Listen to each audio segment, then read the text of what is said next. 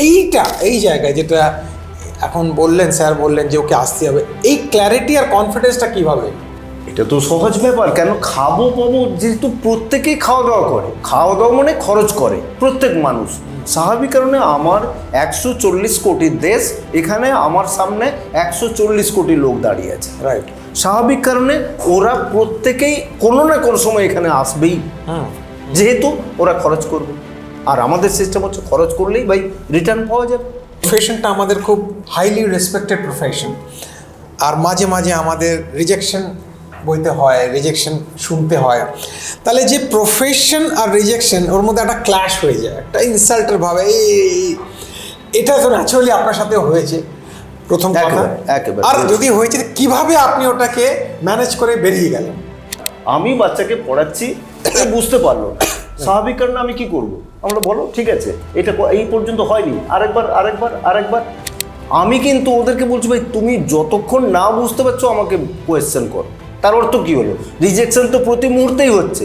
ফলে কি হচ্ছে না, অটোমেটিক্যালি রিজেকশনটা আমাদের রক্তের মধ্যে ঢুকে গেছে, এটা থাকবে, আমাকে ওভারকাম করে তার ভেতরে ঢুকতে হবে। আপনার ফ্যামিলি একটা এডুকেশনাল ব্যাকগ্রাউন্ড থেকে আসে, আপনার ম্যাডামও একটা ভালো জায়গা, ওয়েল প্লেস রয়েছে।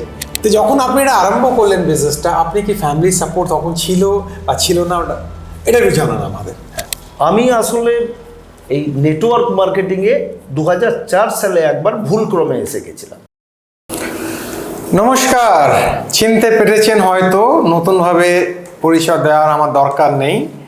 একটা কথা বলা হয়, কিছু কিছু মানুষ রিটায়ার হয়ে যায়, আর এক্সপায়ার তো সবাইকে যেতেই হবে, কিন্তু কিছু কিছু না রিটায়ার হয় না এক্সপায়ার হয়, সব সময় ফায়ার হয়। আর এই নিয়ে আজকের পডকাস্টটা আমি আরম্ভ করছি।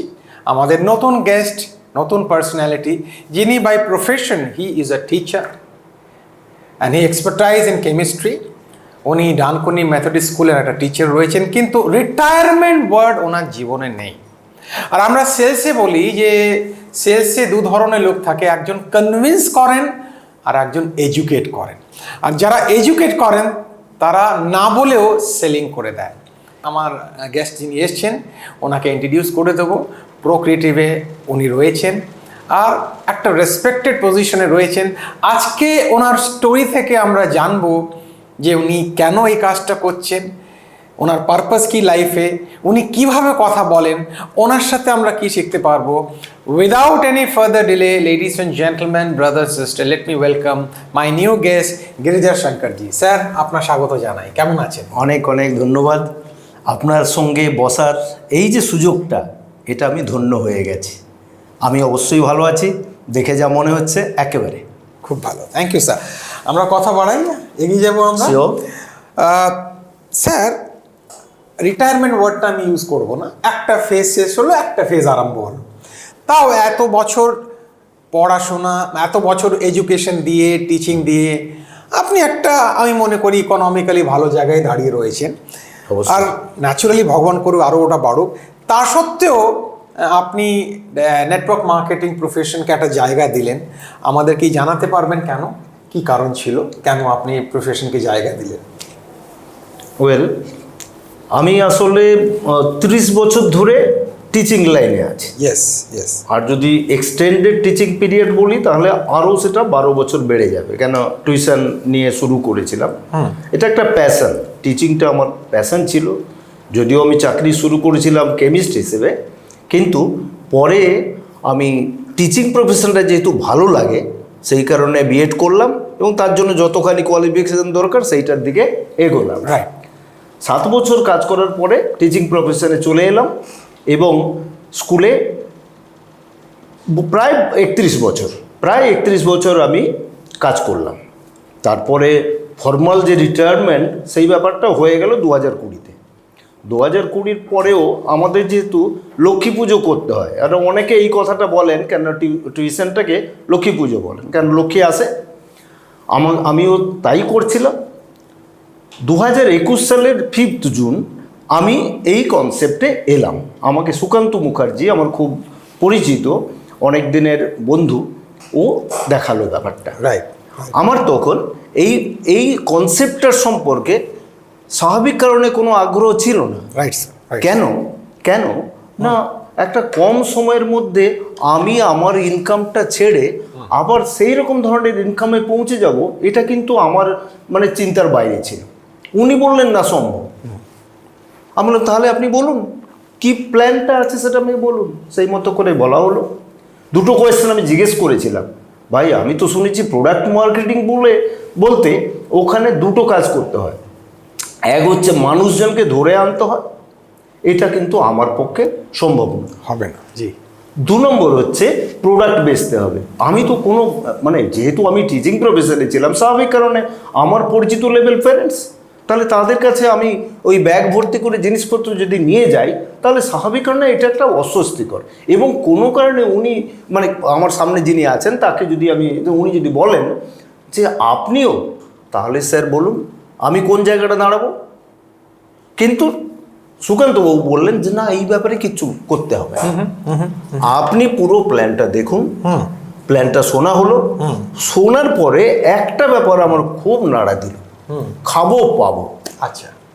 এর আসল যে কনসেপ্টটা হচ্ছে খাবো পাবো। খাবো পাবো, yes. মানে খাওয়ার জন্য যা খরচ করব সেটা আমার কাছে ব্যাক আসবে, এইটা আমার কিন্তু মোটিভেট করলো। কিন্তু তবুও দোনো মানে করছি যে হবে হবে না, এই করে প্রায় 3 মাস গেল। হ্যাঁ। আমাকে একটা মানে পেছন থেকে ঠেলা দেওয়া হলো, কি না স্যার আপনি তো জুম মিটিং করেন, তাহলে এই কনসেপ্টটা আপনি শেয়ার করুন। স্বাভাবিক কারণে কি হলো যে আমি বাধ্য হলাম, আমি তো আর বলতে পারছি না যে আমি করতে পারবো না, বাধ্য হলাম পুরো ব্যাপারটাকে হৃদয়ঙ্গম করতে। এবং ঘটনাক্রমে হয়ে গেল কোনোভাবে। হয়ে যাওয়ার পরে একটা কনফিডেন্স নিজের মধ্যে তৈরি হলো। Thank you sir, thank you. এইভাবে আসা। এইভাবে আসা হয়েছে, রাইট। আমরা সবসময় বলি লেডিস অ্যান্ড জেন্টলম্যান যে 2 ক্যাটেগরি আমাদের এই প্রফেশনে অনেক ভালো লেভেল দাঁড়ায়। একজন হচ্ছে আর্মি ব্যাকগ্রাউন্ড, কেন ওদের মধ্যে ফোকাসড আর ডিসিপ্লিন থাকে।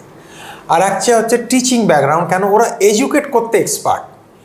তো আমাদের আজকের যে গেস্ট রয়েছেন গিরিজাবাবু, ওনার তো টিচিংয়ের এক্সপার্ট। কিন্তু একটা প্রবলেম এখানে স্যার দাঁড়ায়, যেটা আমি জিজ্ঞেস করবো। হ্যাঁ, বলুন। কেন প্রফেশনটা আমাদের খুব হাইলি রেসপেক্টেড প্রফেশন, আর মাঝে মাঝে আমাদের রিজেকশন বইতে হয়, রিজেকশন শুনতে হয়। তাহলে যে প্রফেশন আর রিজেকশন, ওর মধ্যে একটা ক্ল্যাশ হয়ে যায়, একটা ইনসাল্টের ভাবে। এটা তো ন্যাচারালি আপনার সাথে হয়েছে, প্রথম কথা। একেবারে। আর যদি হয়েছে, কিভাবে আপনি ওটাকে ম্যানেজ করে বেরিয়ে গেলেন? দেখুন, টিচিং প্রফেশনে থাকলে এই ব্যাপারটা কোনো ব্যাপার না, জল ভাত, মানে অন্তত গায়ে লাগবে না, চামড়াটা অনেক মোটা হয়ে যায়। কীভাবে না, আমি বাচ্চাকে পড়াচ্ছি, বুঝতে পারলো না, স্বাভাবিক কারণে আমি কি করব? আমরা বলো ঠিক আছে, এটা এই পর্যন্ত হয়নি, আরেকবার। আমি কিন্তু ওদেরকে বলছি ভাই তুমি যতক্ষণ না বুঝতে পারছো আমাকে কোয়েশ্চেন করো। তার অর্থ কী হলো? রিজেকশন তো প্রতি মুহূর্তেই হচ্ছে। ফলে কি হচ্ছে না, অটোমেটিক্যালি রিজেকশনটা আমাদের রক্তের মধ্যে ঢুকে গেছে, এটা থাকবে, আমাকে ওভারকাম করে তার ভেতরে ঢুকতে হবে। বিউটিফুল। এইটা হচ্ছে আসল। আমার কাছে রিজেকশনটা কোনো ফ্যাক্টর নয়, সে রিজেক্ট করবি, কিন্তু কোনো না কোনো সময় তাকে আবার এখানে ফেরত আসতেই হবে। কনসেপ্টটা এমন, আজকে যিনি আসেননি তিনি 10 বছর হোক, 15 বছর হোক, 20 বছর হোক, যখন না মানে কোনো না কোনো সময় আসবেনই এখানে। এই জায়গায় যেটা এখন বললেন, স্যার বললেন যে ওকে আসতে হবে, এই ক্ল্যারিটি আর কনফিডেন্সটা কীভাবে এলো? এটা তো সহজ ব্যাপার। কেন খাবো পাবো, যেহেতু প্রত্যেকেই খাওয়া দাওয়া করে, খাওয়া দাওয়া মানে খরচ করে প্রত্যেক মানুষ। স্বাভাবিক কারণে আমার 140 কোটির দেশ, এখানে আমার সামনে 140 কোটি লোক দাঁড়িয়ে আছে, রাইট। স্বাভাবিক কারণে ওরা প্রত্যেকেই কোনো না কোনো সময় এখানে আসবেই, যেহেতু ওরা খরচ করবে। আর আমাদের সিস্টেম হচ্ছে খরচ করলেই ভাই রিটার্ন পাওয়া যাবে। বিউটিফুল। আপনারা যারা প্রথমবার এই পডকাস্টকে শুনছেন, আগে যদি শোনেননি তাহলে একটু কনফিউজ হতে পারেন, এটা কি খাবো পাবোটা কি। তো এই ভিডিওর মধ্যেই আপনি একটা কোয়েরি নাম্বার পাবেন, ওখানে আপনি কল করতে পারেন, বা যিনি এই ভিডিওটা আপনাকে দেখাচ্ছেন প্রোক্রিয়েটিভে, ওনার সাথে যোগাযোগ করুন, উনি ভালোভাবে আপনাকে এই পুরো কনসেপ্টটা বুঝিয়ে দেবেন। আমরা কি এগিয়ে যাব? অবশ্যই, হ্যাঁ অবশ্যই। আচ্ছা, প্রত্যেক দিন প্ল্যান দেখানো আমাদের নেটওয়ার্ক মার্কেটিংয়ের একটা বেসিক ডিসিপ্লিন, মানে এটা ছাড়া যাবে না। কিন্তু অনেক ভালো ভালো লিডাররা এক জায়গায় গিয়ে দাঁড়িয়ে যায়। দুটো প্রশ্ন এর মধ্যে রয়েছে, আপনি কি প্রত্যেক দিন নাও হোক অ্যাভারেজ প্ল্যান এখনও দেখান, আর ভেতরে এটা আসেনি যে না আর দেখাবার দরকার নেই, ওটা কোন জিনিস কাজ করলো যেটা আসেনি? এই প্রশ্নটা আমি জানতে চাইব। খুব ভালো প্রশ্ন করেছেন যে প্রতিদিন প্ল্যানটা দেখানোর ব্যাপারটা অনেকের অনীহা আছে যে আমি অনেক শিখে গেছি কিন্তু আমি এখনো লার্ন করছি, আমি শিখছি। কেননা যদি কেউ আমার জুনিয়রও প্ল্যানটা দেয় আমি সেখানে মাইনিউটলি কথাগুলো শুনি, তার মধ্যেও অনেক কিছু শুনতে পারি এবং জানতে পারি এবং সেটা আমি নিজের যখন প্ল্যানটা দিই সেটা শেয়ার করি। এবং এইটা শিখেছি কোত্থেকে না, আমি যখন পড়াতে গেছি অনেকগুলো জিনিস আমার যে যাকে পড়াচ্ছি তার কাছ থেকেও অনেকখানি জানছি, কেন সে তো শিখছে হয় তার প্রাইভেট টিউটর অথবা তার বাবা মার কাছ থেকে, সুতরাং সেটা আমার কাছে অ্যাসেট হয়ে যায়। সেই জন্য আমি সমস্ত ব্যাপারটা চেষ্টা করি এবং রেগুলার বেসিসে আমি এটা নার্চার করি এবং যে কোনো সময় বললে আমি কিন্তু পুরো প্ল্যানটা দিতে পারবো। আচ্ছা স্যার, এর মধ্যে কখনো শুনতে পেরেছেন আরে স্যার আপনি তো টিচার হয়ে কি সব ফালতু কাজে ঢুকে গেছেন, এটা কখনো শুনতে পেরেছেন কি? কেউ বলেছে কি এভাবে? আসলে টিচিং প্রফেশনে ছিলাম, স্বাভাবিক কারণে এইভাবে কথা বলার সাহসটা কেউ দেখায়নি, ভেরি গুড, দেখায়নি। আর তাছাড়া আমি মোটামুটি একটা ভালো পজিশনে ছিলাম, স্বাভাবিক কারণে এই কোয়েশ্চেনটা কেউ করে না, হয়তো পেছনে করছে।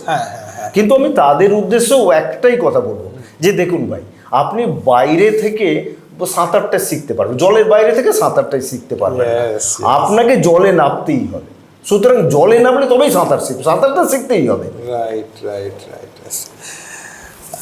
আপনারা আমাদের প্রোক্রিয়েটিভ চ্যানেল নিশ্চয়ই সাবস্ক্রাইব করেছেন, যদি না করে থাকেন প্লিজ করুন। আর প্লিজ ওয়ার্ডটা এই জন্য ইউজ করলাম যে যেই ধরনের এডুকেশন আমাদের এই পডকাস্টের মাধ্যমে দেওয়া হয় ওটা আপনি অন্য জায়গায় পাবেন না, আর এটা শেয়ারও করুন। আমরা জানতে চাইবো স্যার, আমি ভালোভাবে জানি আপনার ফ্যামিলি একটা এডুকেশনাল ব্যাকগ্রাউন্ড থেকে আসে, আপনার ম্যাডামও একটা ভালো জায়গা ওয়েল প্লেস রয়েছে, আর আমি আপনার ফ্যামিলির সাথে দেখাও করেছি। তো যখন আপনি এটা আরম্ভ করলেন বিজনেসটা, আপনি কি ফ্যামিলির সাপোর্ট তখন ছিল বা ছিল না, এটা একটু জানান আমাদের। শিওর। আমি আসলে এই নেটওয়ার্ক মার্কেটিংয়ে 2004 সালে একবার ভুলক্রমে এসে গেছিলাম এবং ওখানে দাঁড়াতে পারিনি। 1 বছর মতো ছিলাম, দাঁড়াতে পারিনি, অনেকখানি পিছিয়ে পড়তে হয়েছিল। তাহলে বাড়িতে একটা নেগেটিভ ব্যাপারটা এসে গেছিলো যে নেটওয়ার্কটা তোমার জন্য নয়, চেপে গেছি। তারপরে 2004 থেকে 2020 নয় 21-এর জুনের সম্ভবত এটা 3 তারিখ ছিল, কেন 5 তারিখে আমি এই কনসেপ্টের সঙ্গে যুক্ত হয়েছি। তখন দেখা গেল যে আমার সামনে প্রতিদিন টাই বেঁধে স্কুলে যাওয়ার ব্যাপারটা নেই। আচ্ছা, মানে স্কুল থেকে আমি তো আউট, রিটায়ার্ড হয়ে গেছি ওই অর্থে। তাহলে কিছু একটা কাজ থাকতেই হবে। আমি সেইটা যখন আমি বললাম যে আমি এটা করব, তখন আর আমার মিসেস কিন্তু নাটা বলে। কেন? ও জানে যে একটা ছুটে বেড়ানোর লোক, তাকে যদি বাড়িতে বসিয়ে রাখি ও 5 বছরের মধ্যে ওপরে চলে যাবে। স্বাভাবিক কারণে যাতে আমি না চলে যাই সেই কারণে ও কিন্তু মুখ বন্ধ করেছে। কিন্তু আমি আজকে প্রুভ করে দিয়েছি যে এখানে এসে আমি ভুল করিনি। বাহ, এটা খুব বড় কথা। यहाँ आके मैंने कोई गलती नहीं की। और शोले फिल्म में डायलॉगটা মনে পড়ে যাচ্ছে, मैंने इन दोनों को यहाँ बुला के कोई गलती नहीं की, ডায়লগটা মনে পড়ে যাচ্ছে। আচ্ছা গিরিজা স্যার, আমি দেখেছি, আমি পার্সোনাল এক্সপিরিয়েন্স আমার, আপনি খুব লো প্রোফাইল মেনটেন করেন। লো প্রোফাইল মানে বলে দিচ্ছি, এক্সপ্লেন করেছি, সিম্পল প্রোফাইল। আপনি পেছনে এসে একদম বাচ্চার মতন বসে যান, আপনি গেটের শাটার অন করে দেন, আপনি জলের বটলটা ভরে দেন, মানে আপনার মতন লোক একটা ভালো রেসপেক্ট, ভালো ভালো লিডাররা এটা করতে পারে না, ওদের একটা আলাদা। এইটা কিভাবে আপনি করেন? এটা কোথায় থেকে পেলেন বা কিভাবে করেন? এটা একেবারে ভেতর থেকে। এটা কিভাবে করি সেটা বলা মুশকিল, কেন অটোমেটিক্যালি আমি করি, ওটা রপ্ত হয়ে গেছি। যদি আপনি রপ্ত না হন কোনো ব্যাপারে, তাহলে দেখবেন আপনাকে ওই জায়গায় পৌঁছতে গেলে 4 বার করে চেষ্টা করে আবার পৌঁছতে হবে। আমি জানি আপনি জলটা চাইছেন, জলের গ্লাসটা আপনি বাড়িয়ে দিলাম, অসুবিধা কি? বাড়ি তো আমি করছি। এমন নয় যে সবসময় আমার মিসেস বসে থাকছে, আমি জল চাইলে জল উনি নিয়ে আসবেন, খাবার চাইলে খাবার নিয়ে আসবেন। যখন মনে হলো জল একটু নিয়ে খেলাম, অ্যাকোয়াগার্ড থেকে নিলাম, যদিও একটা অ্যাড হয়ে গেল অ্যাকোয়াগার্ডের। Beautiful beautiful. আচ্ছা স্যার, আমাদের একটা মিশন রয়েছে, আমি অনেক সেমিনারে বলেছি, আমাদের সিএমডি সাহেবও বলেছেন অনেক সেমিনারে, আমরা ইউথকে এডুকেট করতে চাই, টাকার ব্যাপারে এডুকেট করতে চাই, ক্যারিয়ার নিয়ে এডুকেট করতে চাই, আর ওদের মধ্যে এন্টারপ্রেনারশিপ স্কিল ডেভেলপ করতে চাই। কেন 2030 পর্যন্ত চাকরির অবস্থা খুব খারাপ হবে, এটা লিঙ্কডইনের সিইও বলেছেন। আপনি কি মনে করেন এই প্রোগ্রামগুলো, এই ধরনের বিজনেসগুলো ইউথকে জানানো উচিত? অবশ্যই। প্রথমে হচ্ছে, আমি যখন চাকরিতে এসেছি তখনও তবু চাকরি পাওয়া যাচ্ছিল, মানে বিশেষ করে গভর্নমেন্ট জব পাওয়া যাচ্ছিল। প্রাইভেটে ধরুন সব দিনই আছে, এখনও আছে। কোনোভাবে আমি এই টিচিং লাইনে এলাম এবং প্রাইভেট সেক্টরে চলে এলাম। প্রাইভেট সেক্টরে থাকার জন্য আমার কিন্তু প্রথম থেকে জব স্যাটিসফ্যাকশানের ব্যাপারটা একবারে প্রথম দিন থেকে আছে। তার কারণটা কেন না, আমাকে কিছু করতেই হবে, আমাকে কিছু করতেই হবে। কেন না, তাহলেই আমি এখানে স্টিক করে থাকবো, না হলে কিন্তু আমাকে সরে যেতে হবে। কিন্তু যদি আমি কোনোভাবে গভর্নমেন্ট জবে চলে যেতাম, হয়তো আমি করতে পারতাম না, ওখানে পরিবেশ আমাকে করতে দিত না। এখানে পরিবেশ করতে দিক না দিক, আপনি আপনারটা বজায় রাখতে পারবেন, এই একটা বিশাল ব্যাপার। আর যেটা আমাকে বললেন যে ইয়াং জেনারেশনকে কি বলবো, এইখানে আমি বলি, আমার মিসেস এবং দুই মেয়ের মধ্যে বড় মেয়ে ও একটা ভালো জায়গায় আছে, বিহার গভর্নমেন্টে অ্যাসিস্ট্যান্ট প্রফেসর কাম সায়েন্টিস্ট হিসেবে কাজ করছে। ছোট মেয়ে টিচিং প্রফেশনে আছে। মিসেস হেডমিস্ট্রেস, এবং উনি আমার যে স্কুলে কাজ করেছি, ইংলিশ মিডিয়াম স্কুলে, ওখানে 25 বছর কাজ করার পরেও এই গভর্নমেন্ট স্কুলে উনি প্রিন্সিপাল মানে হেডমিস্ট্রেস হিসেবে কাজ করছেন। ঠিক আছে। উনি এবছর রিটায়ার্ড হবেন। আচ্ছা, প্রশ্ন হচ্ছে একটা, যে আপনি হয়তো যে কথাটা স্টুডেন্ট বা ওই বয়সীদের সম্পর্কে বলেছেন, আমার লক্ষ্যটা একটু আগে ক্লিয়ার করে নি, তারপরেই এটা বলবো। অবশ্যই বলবো। আমি চাইছি আমার মিসেস কাজ থেকে বেরোলো, ও যে টাকা ইনকাম করে সেই টাকা হয়তো সঙ্গে সঙ্গে ইনকাম করতে পারবে না আমার এই প্রোক্রিয়েটিভ থেকে, কিন্তু আমার যা প্ল্যানিং আছে তাতে কিনা না, যেদিনই উনি রিটায়ার করবেন তার পরের মাস থেকে অন্তত একটা হ্যান্ডসাম অ্যামাউন্ট উনি যাতে ইনকাম করতে পারেন, তার ব্যবস্থা কিন্তু আমি এখানে করে রাখছি।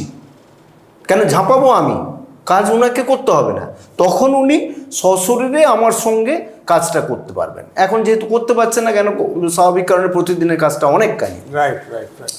এবার প্রশ্ন হলো, যারা দুটো সেক্টর, আপনি শুধু বলেছেন কম বয়সীদের কথা, আমি বড়দের কথাও বলবো, কেন আমার বয়স 64 ইয়ার্স। তাহলে 64 ইয়ার্স অ্যাবাভ বা যারা রিটায়ার্ড বলে নিজেকে ভাবছেন, আমার মনে হয় সব কিছু করা শেষ, তাদের ক্ষেত্রে কি আমাকে দেখে কি মনে হচ্ছে যে আমি একটা 64 ইয়ার্সের মানুষ? তার কারণটা কি আমি ধরে রাখতে পেরেছি কি করে না, কাজের মধ্যে আছি। কাজের মধ্যে থাকতেই হবে, আপনাকে কোনো না কোনো কাজ করতে হবে। বাড়িতে বসে ওই মোবাইল দেখা আর সিরিয়াল দেখলে কিচ্ছু হবে না। আপনি কাকে এনরিচ করছেন? কোম্পানিগুলোকে। আপনি নিজেকে এনরিচ করুন, পড়াশোনা করুন, একটু একটু বইপত্র পড়ুন, এবং সঙ্গে সঙ্গে ইনকামের একটা রাস্তার মধ্যে আসুন, দেখবেন আপনি খুব সুস্থ থাকবেন। এটা গেল বয়স্ক লোকেদের। ঠিক ঠিক। এবারে কম বয়সী ছেলেদের, এইখানে স্যার আমার একটা আক্ষেপ আছে। পড়াতে গিয়ে দেখেছি আমি শুধু লার্ন লার্ন লার্ন বাচ্চাদের বলেছি, কখনো আর্নিংয়ের কথা বলার স্কোপই নেই। আমার এডুকেশন সিস্টেমে এটা নেই। তাহলে আমি যখন এডুকেশন সিস্টেম মানে আমার টিচিং শেষ করলাম, তখন এই কোম্পানিতে যখন এলাম, তখন বুঝলাম কি না, এটা একটা মিশন, এই মিশনের সঙ্গে জুড়ে থাকলে কিছু করা যাবে। এবং এখানে দুটো জিনিস আছে, এক হচ্ছে লার্নিং এবং আর্নিং। তাহলে একজন স্টুডেন্ট বা যুবক যে কিনা 18 বছর রিচ করলো, হায়ার সেকেন্ডারি পাস করলো, তারপরে সে ডিগ্রি পাস করছে, আরও 3-4 বছর লেগে যাচ্ছে, বাইরে বেরিয়ে দেখছে তার সামনে অন্ধকার, কিচ্ছু নেই।